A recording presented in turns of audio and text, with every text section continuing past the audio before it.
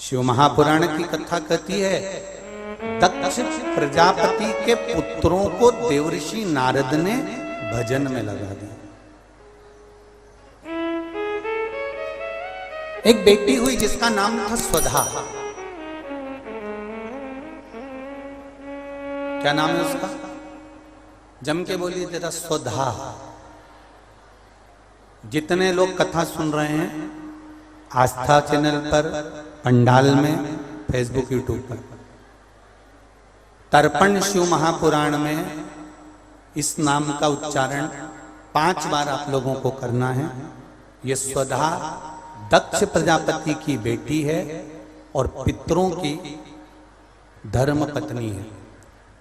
इस पितरों की धर्म पत्नी स्वधा का नाम लेने से, अगर हमने कंडा, गोबरी, गाय का जो गोबर होता है कंडा, उसको जलाकर अगर धूप नहीं दी हो, या किसी ब्राह्मण को भोजन आदि नहीं कराया हो, या तिलांजलि तर्पण नहीं करा हो, पिंड नहीं दिया हो, या श्राद्ध पक्ष में किसी को कोई दान ना करा हो, तो उसका दोष ना लगे, उसके लिए तर्पण शिव महापुराण में पितरों की धर्म पत्नी स्वधा का नाम का स्मरण आप और हमको साथ में करना है। सभी लोग एक साथ में बोलेंगे, स्वधा स्वधा स्वधा स्वधा स्वधा। बस ये 5 बार जो उच्चारण आपने पितरों की धर्मपत्नी स्वधा का करा है, जिस समय पर पितृलोक से आर्यमा देव के साथ में हमारे यहां पर आते हैं, और मेरा बहुओं से निवेदन है, बेटियों से निवेदन है, माताओं से निवेदन है, मान लो आपको कोई ब्राह्मण देवता ने कहा कि आपके यहां पितृदोष है, आपको कह दिया कि पितृदोष है, तो आपको घबराना नहीं है कि महाराज जी मुझे क्या करना पड़ेगा। पितृदोष है, एक चावल का दाना घर में से लीजिए, हथेली पर रखिए, पानी का जो मटका होता है, हंडा होता है, पानी का जो मटका है, हंडा है, जहां पर रसोई घर में तुम पानी रखते हो, उस हंडे के पास में, मटके के पास में उस चावल के दाने को लेकर जाइए, अपने पितरों का स्मरण कर कर स्वधा स्वधा स्वधा स्वधा स्वधा 5 बार बोलकर शंकर भगवान के शिवलिंग पर, तुम्हारे घर में शिवलिंग हो तो घर में, और अगर मंदिर में शिवलिंग हो तो मंदिर में, उस चावल के दाने को चढ़ा दीजिए। कैसा भी पितृदोष होगा समाप्त हो, मात्र स्वधा का स्मरण बहुत।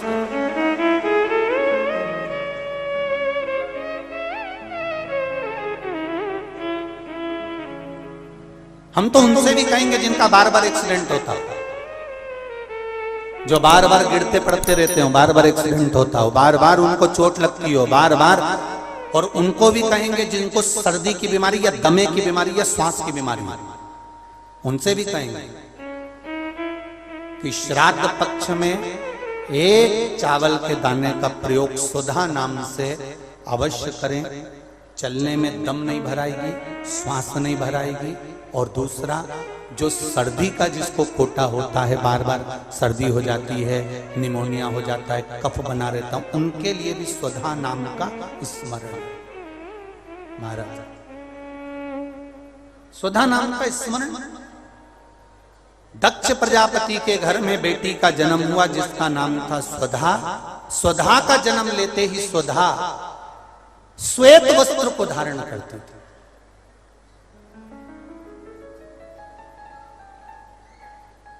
कोई वस्त्र अगर स्वधा पहन रही है तो श्वेत वस्त्र धारण कर रही है। एक दिन माता प्रसूति ने स्वधा को बुलाया। स्वधा आप इधर आओ। स्वधा आई।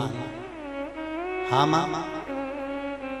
बेटी, जब घर में इतने सारे आभूषण हैं,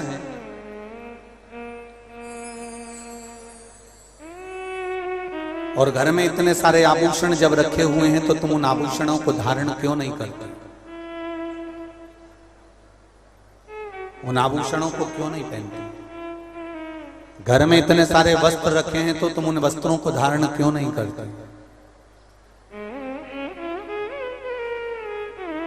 स्वधा कहती है मां, संसार सागर में जब किसी के प्राण छूट जाते हैं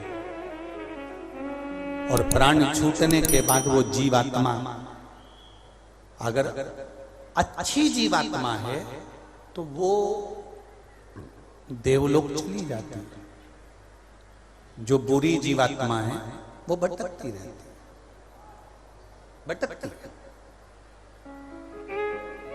मां, उन जीवात्माओं के कल्याण के लिए मैं श्वेत वस्त्र धारण करता हूं। श्वेत वस्त्र, श्वेत चावल का दाना,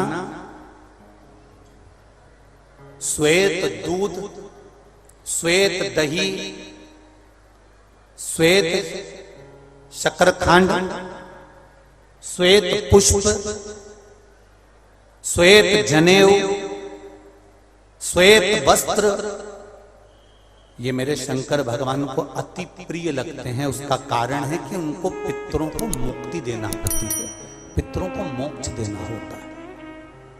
आज एक प्रश्न किसी ने सीहोर ऑफिस में भेजा है कि गुरुजी,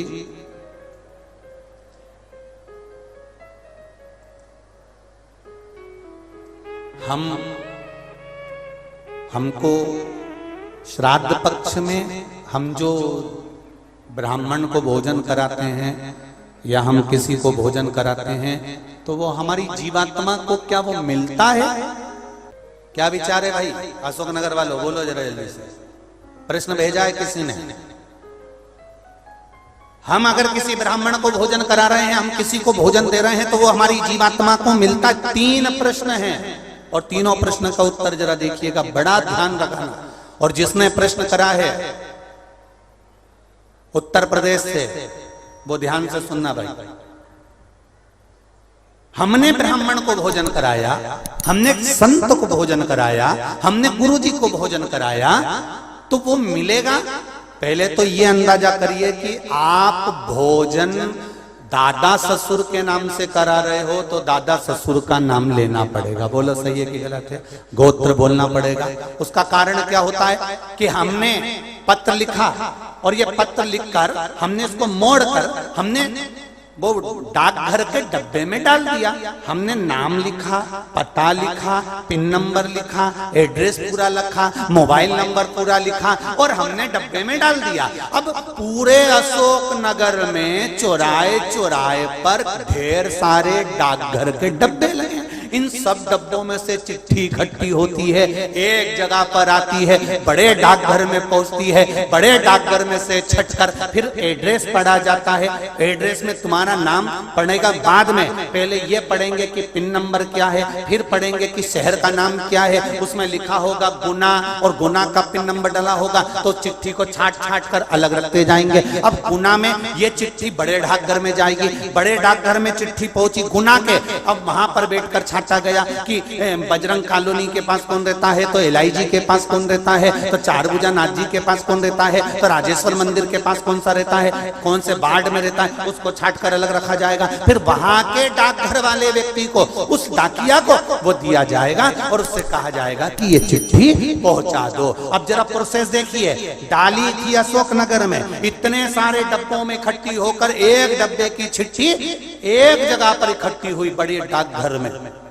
वहां से इकट्ठी होकर फिर दूसरे डाकघर में गई, वहां से फिर धीरे धीरे डिवाइड होती चली गई। उसी तरह तुम्हारी लिखी हुई डाकघर की चिट्ठी जब वहां तक मुंबई पूना तक जा रही है और सही जगह नाम और एड्रेस है तो सही जगह पहुंच रही है। उसी तरह अगर श्राद्ध पक्ष में तुमने ब्राह्मण को भोजन कराया है, नाम और गोत्र लेकर कराया है, तो वो उस तक पहुंचता ही है, ये निश्चित है, उस तक पहुंचेगा। फिर दूसरा प्रश्न किया उसने, गुरुजी से पूछ के बताना कि गुरुजी तो कथा में कहते हैं कि मनुष्य की योनि छूटने के बाद फिर कौन सी योनि मिलती है किसको मालूम। ये गुरुजी ने कथा में कहा, तो हम भी नहीं कह रहे झूठ की हमने कथा में नहीं किया, हमने कहा। तो उसने प्रश्न करा, अगर वो दूसरी योनि में होगा तो तुमने जो भोजन दिया हो सकता है वो सांप बन गया, चींटी बन गया, झिंगूर बन गया, शेर बन गया, तो वो खीर पूड़ी खाएगा क्या? और पंडित जी को तो खीर पूड़ी खिलाने का बोलते हैं। फिर जब वो दूसरी योनि में पहुंच गया तो उसको खीर पूड़ी कैसे मिली? पंडित जी से, गुरु जी से पूछ के बताओ। तो हमारा निवेदन है, जब हम यहां से रुपया अमेरिका भेजते हैं तो वहां हमारा इंडियन पैसा नहीं होता, वहां डॉलर में चेंज हो जाता है। उसी तरह खीर पूड़ी भी डॉलर में चेंज हो जाती है, जैसा वो खाएगा वैसा उसे मिल जाएगा। जब भारत की करेंसी, भारत का पैसा यहां से डाला आपने अमेरिका, तो अमेरिका में बदल गया, आपने ऑस्ट्रेलिया डाला वहां में बदल गया, आपने कहीं डाला नेपाल ले गए तो नेपाल की करेंसी में बदल गया। जब यहाँ का रुपया वहां पहुंचकर वहां के रुपये में चेंज हो जाता है, तो हमने जो खीर पूड़ी ब्राह्मण को दी है और तुम्हारे यहाँ का वो जीव सांप बना कि झिंगुर बना कि शेर बना कि गीदड़ बना, उसको उस रूप में जो वो खाता होगा उस रूप में मिल जाता। डॉलर चेंज, यहाँ की खीर पूड़ी चेंज, वहां जाते से।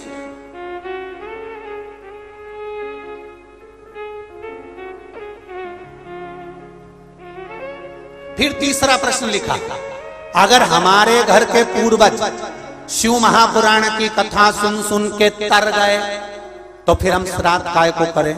उनको तो मिलेगा ही नहीं, वो तो वैकुंठ पहुंच गए, फिर उनको श्राद्ध में भोजन कराने से मतलब क्या? तो हमारा इतना सा कहना है, यूपी वालों जो तुमने प्रश्न करा बहुत जोरदार करा रे, तो एक उत्तर और अच्छे से सुन लो कि मान लो तुमने अगर श्राद्ध में भोजन कराया और तुम कह रहे हो उनका तो मोक्ष हो गया शिव पुराण सुनकर, फिर श्राद्ध करने से कौन सा फायदा? तो तुम भोजन कराओ, ये भोजन का फल वहां जाएगा। जैसे तुमने कोई सामान या रुपया मुंबई भेजा तुम्हारे रिश्तेदार किया, और मुंबई में रिश्तेदार का मालूम पड़ा कि उनने घर छोड़ दिया, या वो कहीं चले गए, या वो कहीं समाप्त हो गए, तो वो रुपया, वो सामान तुम्हारा वापिस तुम्हारे पास आ जाएगा। तो तुमने जो पुण्य करा है अगर उसने नहीं लिया तो वो पुण्य तुम्हारे खाते में वापिस आ जाएगा। इसलिए